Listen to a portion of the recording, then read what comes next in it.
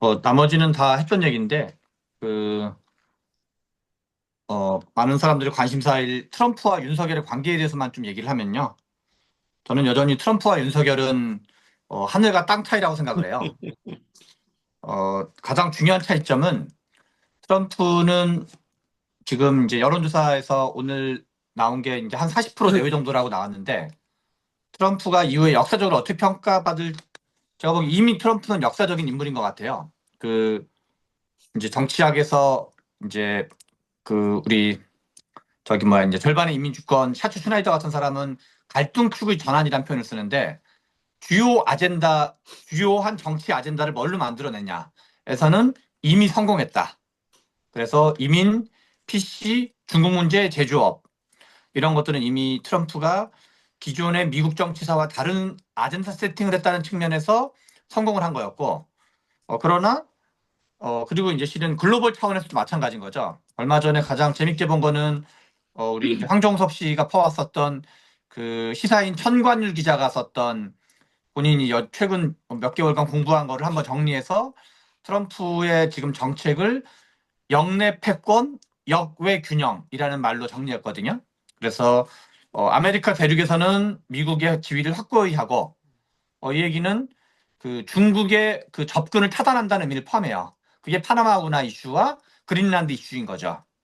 그리고 역의 균형은 자기와 대결할 수 있는 그 자기 영역 바깥의 영역, 그러니까 아메리카가 아닌 지역들을 얘기하는 거죠. 거기서는 세력 균형을 달성한다. 그래서 이제 역내 패권, 역외 균형이라는 키워드로 시사인 청관일 기자는 그걸 정리를 했고, 근데 거기에 이제 우리 또 외교의 한 일가견하는 신태환 씨가 이제 그렇게 보기가 어렵다. 과거에 이제 그 키신저, 닉슨 정부 시절에 키신저가 중국과 손 편먹고 소련을 포위했었거든요. 그리고 심지어는 중국은 당시에 한국 전쟁 때 미국과 중국이 전쟁을 했었죠. 한국 전쟁을 매개로. 그래서 이제 신태환 씨는 그런 이제 70년대 상황과 현재 상황은 다르기 때문에 지금 트럼프가 하는 거를 역키신저 전략이라고 보통 그러거든요. 역키신저 전략을 볼 수가 없다. 역키신저 전략이라는 건 뭐냐면 러시아와 우크라이나 전쟁을 종전시켜서 중국을 포위하는 구도를 의미하는 거예요. 그런데 두 사람의 글이 나름 다 이제 설득력 있는 글이었는데, 그래서 매우 재밌게 봤는데, 바이든이 아프가니스탄을 철군한 거는 미국의 국력이 그걸 감당하지 않을 정도라는 거로 우리가 지금 알고 있는 거잖아요. 미국이 자기의 한정된 국력을 초점을 좀 더 분명히 하기 위해서 아프가니스탄을 철수한 거거든요. 그런데 러시아가 같이 미국과 편먹고 중국을 공격하는 것까지는 하지 않는다 하더라도 최소한 미국이 그 어떤 중국 포위에 관심을 집중하는 측면이 있을 수 있는 거죠. 러우 전쟁을 종결시키면. 그리고 지금 미국의 그 마가 진영의 큰 문제의식은 유럽은 니네가 떠맡아라. 비용도 니네가 떠맡아라. 그러니까 미국이 관심 있는 데가 크게 세 가지인데 하나가 유럽, 또 하나가 중동, 또 하나가 아시아. 근데 중동은 셰일 혁명 이후로 중동에 대한 간섭을 비교적 줄이고 있는 거고, 그다음에 유럽은 유럽 니네가 떠맡아. 왜 우리한테 그걸 다 떠맡기고 있어? 라고 해서 방위비도 한 5% 정도 올려. 그래서 봐가지고 나토를 탈퇴할지 말지를 미국이 저울질하고 있는 거죠.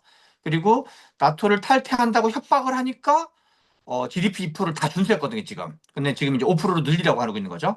그리고 아시아에서 가장 잘 사는 나라가 한국과 대만인 건데 중국을 포위하기 위해서 한국과 일본, 한국, 일본, 대만 니네가 비용을 더 부담해. 니네는 그 정도 경제 여력이 있잖아. 동남아 애들은 못 살지만 니네는 머신머니잖아. 라는 얘기가 미국 입장에서 그 설득력이 전혀 없는 건 아니죠. 그래서 이후에 미국 지금 일론 머스크가 독일을 위한 대항 같은 데 가가지고 이렇게 저렇게 찝쩍거려가지고 자기네와 유사한 편만들기라 그럴까요? 그리고 유럽의 정치 지형을 좀 흔들고, 왜냐하면 유럽의 좌파라는 건 결국 다 필수 진영이거든요. 유럽 좌파와 미국 민주당은 같은 진영으로 볼 수 있고, 그러니까 아무튼 겐세를 놓는 거죠. 막 흔들어가지고 반대파를 틔워주는 거죠. 그게 자기네한테는 유리하다고 보는 거니까. 그래서 그러나 한편으로는 미국 공화당 또는 미국 마가 진영을 세계화시키는 측면이 있는 거고, 마가 진영을 세계화시키는 측면이고, 또 한편으로는 중국 포위에 집중하는 측면이 있다. 그래서 파나마 문제, 그린란드 문제, 러우 전쟁, 종전 문제, 이런 것 등등을 다 고려하면 중국의 초점을 집중시키고 있는 것까지는 보여지는 측면이 있다. 그래서 나름 미국적 관점에서는 나름 합리적인 측면이 보여지고 다만 관세 문제는 관세 문제가 실제로 얼마나 어떻게 마무리될지는 좀 더 지켜봐야 되는데 관세 문제는 원래는 국가사적인 의미의 관세 문제는 너무 많이 올리면 그 반대 국가도 보복 관세를 올리는 게 일반적이거든요. 그러면 전 세계가 총 수요가 쪼그라들어 가지고 시장의 캐파는 작아지고 그다음에 이제 그 국내 물가는 올라가는 게 교과서적인 정답이거든요. 그리고 그 가능성이 매우 높죠. 그러나 정치공학적인 의미에서 관세를 어떻게 해석할 수 있냐면 우리 옛날에 문재인 정부가 최저임금 인상이라는 게 가시적인 정책이라는 게 되게 중요해요. 우리가 나는 노동자를 위한 사람입니다라는 말을 이렇게 잘 드러내기가 힘들어요. 그냥 엄청난 트러블을 일으켜가지고 야 나는 최저임금 지지하는 사람이야 라고 하면 아 저 정부는 저임금 노동자를 생각하는 정부인가 보다 라고 그 어떤 커뮤니케이션이 작동되는 건데 지금 트럼프는 야 나는 제조업을 위해서 관세를 때리는 사람이야 라는 아주 시끌벅적한 이벤트 만들어낸 거죠. 그래서 우리 현재 지지율이 한 40 내지 45%면 꽤 높은 걸로 봐야 돼요. 물론 이제 뭐 미국적 전통에서 이게 지금 허니문 기간을 고려하면 아주 높은 건 아니긴 하지만, 그래서 관세를 끝까지 밀고 나갈 건지 아니면 이러저런 협박용으로 쓰다가 서로 이제 협상 쳐가지고 이제 그걸 좀 더 접을 건지. 왜냐하면 트럼프가 집권하자마자 제일 먼저 관세를 뗀 데가 캐나다와 멕시코였거든요.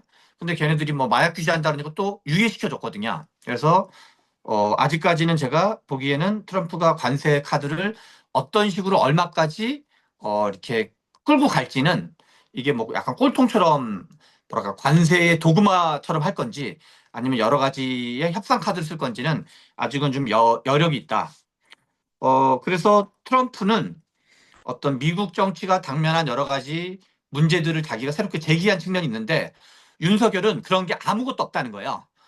저는 항상 하는 얘기지만 윤석열이 이 좋아하는 거 네 가지와 관심 없는 거 한 가지가 있는데 좋아하는 거는 와이프, 그다음 해외여행, 강아지, 그다음에 술. 네 가지에 대해서는 지대한 관심을 갖고 있고 윤석열이 관심 없던 한 가지가 실은 나라 일이었었거든요. 그래서 저는 사의 일무 정권이었다 생각이 드는데 그러나 그런 거에 비하면 트럼프는 아무튼 뭐랄까 이렇게 미국이란 나라와 관련된 여러 가지 아젠다를 제기하고 있기 때문에 저는 윤석열을 트럼프 같다라고 말하는 거는 여전히 고무찬양죄에 해당한다. 그래서 저는 윤석열 입이 찢어질 거다. 너무 기분 좋아가지고. 그래서 그런 표현은 절대 앞으로도 해서는 안 된다 이런 생각입니다. 이상입니다.